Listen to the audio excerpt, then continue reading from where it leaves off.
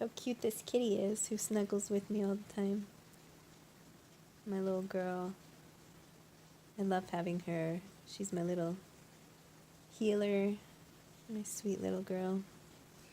Well, I made my last video on Monday, and today's Wednesday, yesterday I went to see the radiation oncologist, and he put me in the machine. I guess it's a CT machine. They have to first, when I went last time, I had to position my body in some sort of weird material that felt like a beanbag, and they kept like propping it up around me and doing all this stuff to get it a good fit. So I have to be up like this with my head turned like this because the radiation will be going all the way up to my neck, subclavicular. So I don't know if this is my clavicle. I'm not sure how this is sub, but anyway, it's all this whole area, the breast, the armpit, all the way down. It's a huge area.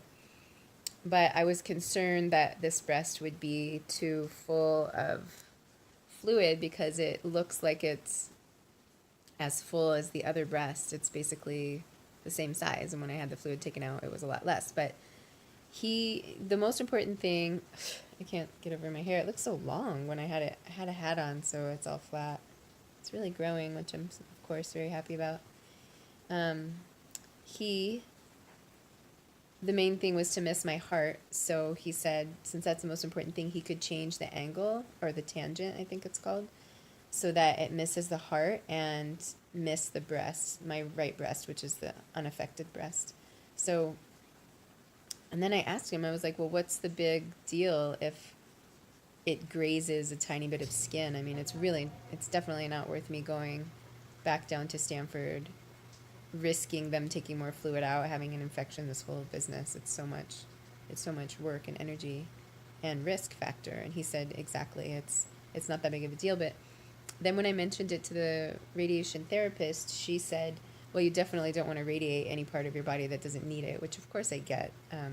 But if it's just really grazing the skin, to me, that doesn't sound like that big of a deal. So anyway, he was able to angle it in such a way that it worked. And they also put this thing on top called a bolus. I think it's like BOLUS or BOLLUS, something like that. And it, as I understand it, it interacts with the beam so that it fakes the beam out into thinking that it's my skin, which makes the radiation concentrated around the skin. So it makes it so it's not just radiating all the way through and kind of disperse. It's like being more concentrated on the skin. So it's very interesting, but they had to put me back in the machine, line up the tattoos. I have one tattoo here, here, and here, and all they are dots, and apparently they line up with the machine. And then they had to tape me up and put some wires and do this whole thing, and I was like, I wasn't really in the greatest state. I don't know why. I think partly because I'm on these antibiotics and this doxycycline, it gives me a headache. It makes me feel nauseous. And I think it also raises my heart rate a little bit. So I just felt really uncomfortable. I mean, I'm in this position for a long time, which is not the most comfortable position anyway. And then my head is turned like this, and I've got my head kind of inside this frame was made just for me.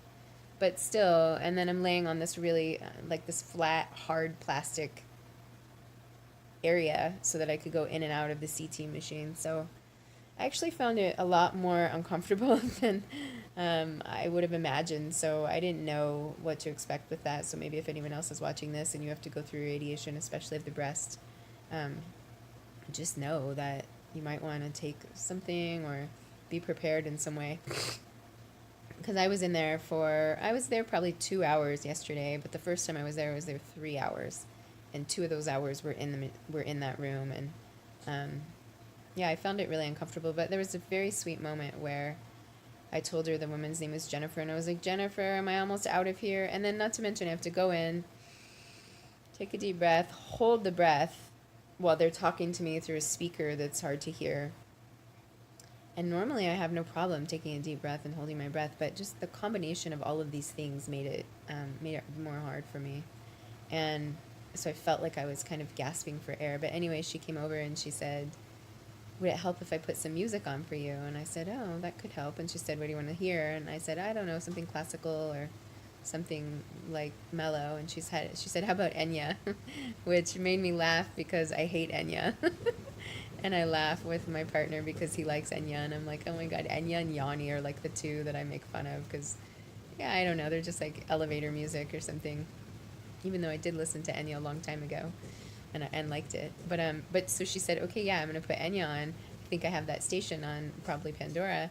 And she put it on, and all of a sudden it played Neil Young, and I love Neil Young, and it was "Don't Let It Bring You Down," and the words felt so apropos for the moment, and I tried to just hear the words of this musician that I really have a lot of love for and a lot of respect, and a song that I love, and the words were really fitting for me, and it helped for a minute or so, and then after that I just started to tense up and contract. But it really was one of those God moments of I was saying yes to Enya, and in the end I ended up getting to listen to Neil Young and be soothed a little bit. So I love that. So I was supposed to go to Stanford today, and I woke up and it's been windy and rainy and stormy, and I thought, God, like, what's the weather down there? Because I was only supposed to go down so they could see how the breast is doing with the infection, and really not much has changed. I think the antibiotic is keeping it at bay, so there's still fluid in there, but it's not red, it's not hurting, and I'd be going down to Stanford for a half an hour appointment at most. It might even be a 15-minute appointment, and it wouldn't even be with the plastic surgeon. It would be with his, the physician's assistant, Kathy, who I see. So I just thought, like, there's no way I'm going to drive 5 hours and then 5 hours. It'd be like a 15-hour round trip day or something because of the rain for a 15-minute appointment. That seems insane. So I did cancel it, and now I'm scheduled to go on Tuesday. But I don't even know when my radiation starts. For some reason, my doctor, Dr. Kraus, the radiation oncologist, was being pulled in all kinds of directions yesterday. So when I was done with my appointment, he split and I split. I was ready to get out of there. So I don't know when I start radiation, but most likely it's in a week or so. Today's Wednesday. Oh, and I'm really happy to say that I stopped doing the work I was doing. One of the doctors that I see, one of the therapists I see, thought that the exposure to being, I was working at a yoga studio, and it's, it's hot yoga and people are barefoot, and there's over 100 people coming through the doors every day. And I used to go into class kind of sick sometimes, which, is not so great. And I know that people are going in and out of there, and I'm dealing with like sweat and basically being so immunosuppressed. It's not good for me to be around anybody that's sick, basically, because I could get sick. So it seems so obvious, but I was chomping at the bit to work. I really was. I'm not a stay-at-home person. It's actually really a challenge for me to stay home and to stay quiet and to not get involved in a lot of things, because I like to do a lot. I like to be busy. I like to get things done. I have ideas. I have inspirations, creativity that wants to come through. I mean, there's a lot. It's really hard for me to stop. So anyway, getting that information, speaking with the doctors, and also having disability come through, I had given up on that. I really had given up on it because I was denied, and I heard they deny you all the time, and I thought, this is absolutely crazy. I mean, everything I'm going through, the amount of doctor's appointments, the memory loss, the concentration problem, the anxiety, a lot of stuff has really happened to me since I've been going through this process. And I just, it was really mounting, but I thought, okay, well, I'm through chemo. I can carry on. And I really just overestimated, which is something that I do a lot, or I have done a lot in my life. I overestimated my state of health and really what I'm capable of. So when I got that information that the disability came through, I just immediately started crying, and I felt this dam break. I felt this like wall of struggle, this wall of striving and contraction, and just so much that had built up in me because I felt so afraid of paying my bills. And I don't even have high expenses. I have very low expenses. But still, I need to be able to pay my phone and my rent and gas and all these things. So, yeah, it just was like, oh, you've got to be kidding. I cannot believe that finally went through. And I appealed it. So I feel really proud of myself because it's so easy to feel discouraged by things like that and the government and how slow they can be and people telling me how everybody gets denied. And I was like, you know what? Screw that. They denied me. I'm going to appeal it. I have a problem here. I'm not just trying to mooch off the government. I'm in need. So I really stuck to my guns and gathered all the paperwork and did everything and made copies and sent it in and had phone calls and followed up and all the things that I needed to do that felt so time consuming and so energy consuming. I did all that and it paid off. So I'm really grateful. I have no idea like how long it lasts. I really don't know, but I feel pretty sure that it'll be able to get me through surgery, which looks like it'll be probably September or so, maybe October, I'm not sure. 6 months after radiation, and I think radiation's gonna take it out of me. I'm already tired and it's supposed to make me more tired. So I have the blessed opportunity to just take care of myself, take it easy. I started puzzling and I've been getting into puzzles a lot lately. It started from going to doctor's appointments and they always have puzzles there. So, and I went and visited my mom and she had a puzzle and I was just so into it. So I went and got myself a 2,000 piece puzzle. Is that crazy or what? 2,000.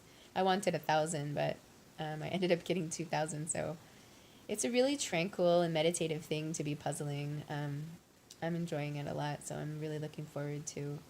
Last night I did some meditation and I wrote a whole list of all the things that I want to do for myself to take care of myself and actually heal and not just be caught up in this rat race that I had been caught up in and stressed about how I'm going to make ends meet. So I am so grateful, and if you're watching this, and I just thank you for being with me through this process. And a lot of people have donated their money and donated their time and donated food and donated their prayers and love. And I'm so grateful for how much support I've gotten to get me through this far. I mean, I had no idea how long this would take. No idea. I thought like, bam, I'll just get through this. But again, I overestimated my own ability. There was one thing I was going to say. Yeah, somebody who watched one of these videos recently, a friend, a YouTube friend, said that healing is not a straight line, and I needed to be reminded of that because it's easy to feel like things aren't going the way I want them to go, and it's taking too long, and there's complications, and there's side effects, and there's this unknown path. And really, if I look at this whole process as a curved line and healing not be a straight line, it just gives so much relief, and it just makes the whole thing more spacious and puts it, I think, in right order, meaning like, I don't know, hopefully you know what that means because I don't want to describe it. Anyway, I'm feeling grateful, so I wanted to make this other video, and I guess I just can't keep them short. I'm just such a blabbermouth, but thanks for listening and have a great day.